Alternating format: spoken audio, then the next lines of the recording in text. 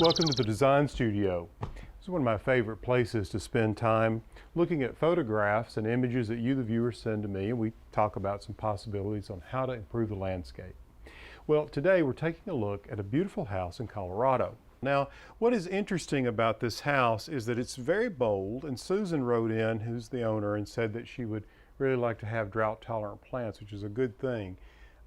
Because I think that water shortage is something we should all think about, but particularly in Colorado. Now, what I'd like to propose here is to do something very simple but bold, because that's really the nature of the house. I really like this tree a lot, and I think that repeating this tree over here, if you will, one here, and maybe even one, I'm not sure what variety this is because I can't quite tell. This looks like a maple. But Susan, if you just sort of think about another one here, and then maybe another one over here to sort of frame the house, whatever this is. So we're going to repeat that. But I want to talk to you about this basic landscape around the front of the house. I think if you did some sort of sweeping bed that might come around, I can't tell how the front works or where the connection is, but I'm assuming that you could come around the front here and all along here. Now, you did indicate that you'd like to do a rose garden over there. We'll talk about that in a moment. But if you divided this into blocks and you said, all right, let's do something here, something here, something here, something here, you can see that you're creating this rhythm and maybe something there.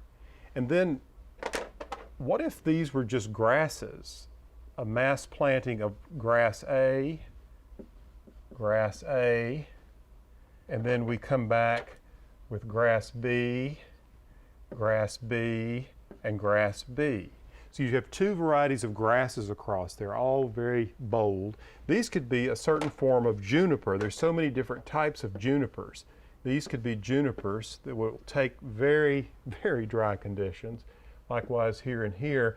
And you mentioned you had some burning bush that you could move. And I think adding some of those burning bush to the back, like here, and maybe accenting the house here, and then repeat it maybe right at the base there.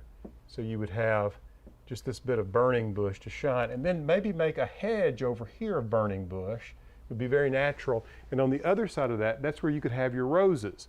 Now remember, we talked about repeating this tree here,